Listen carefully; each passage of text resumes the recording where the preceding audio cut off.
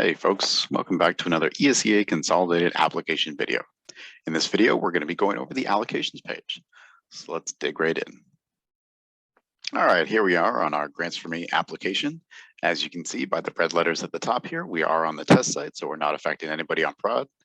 And we want to give a big shout out to Dawn in Blue Hill for allowing us to use their district for our training material today.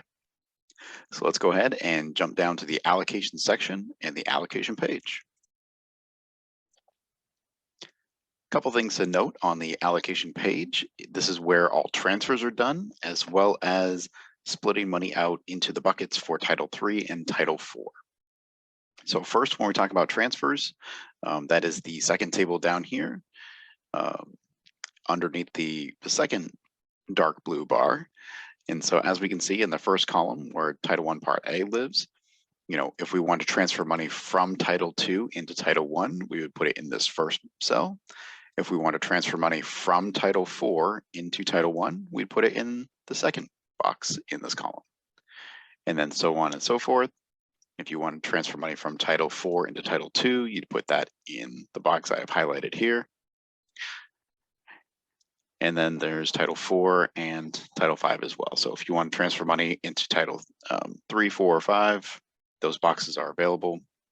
For Title III and Title IV, you might see this is not a district that receives Title III money, and it looks like there's no Title IV allocated at this point in the test server. But basically what we're going to look at is if the original amount obviously is greater than 0 for Title III or Title IV, you actually need to budget it into the 3 buckets. So for Title III, you'd have to spread it out in family engagement, instruction, and professional development. So there are no percentages on Title III. You just, statute says you just have to do something under each of those categories.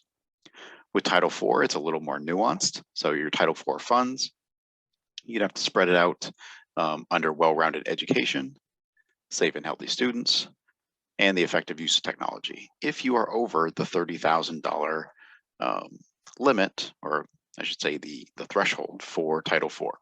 If you are under $30,000, you only have to do projects under one of those buckets.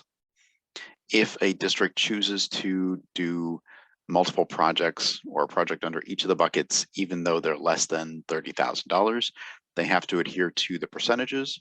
So for well-rounded education, you have to spend at least 20% of your allocation. Safe and healthy has to be at least 20% of the allocation. And the effective use of technology has to be just greater than 0. So it has to be at least, say, 1%.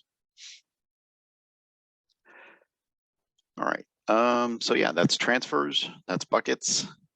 Once you have all that complete, you are done on the allocations page and you can move along to the next one. So I'm going to go ahead and save and go back to sections. And as always, if you have any questions on the allocations page, feel free to reach out to your ESEA Regional Program Manager, as we're always happy to help in any way that we can. Thanks for watching, and I hope to see you in the next video.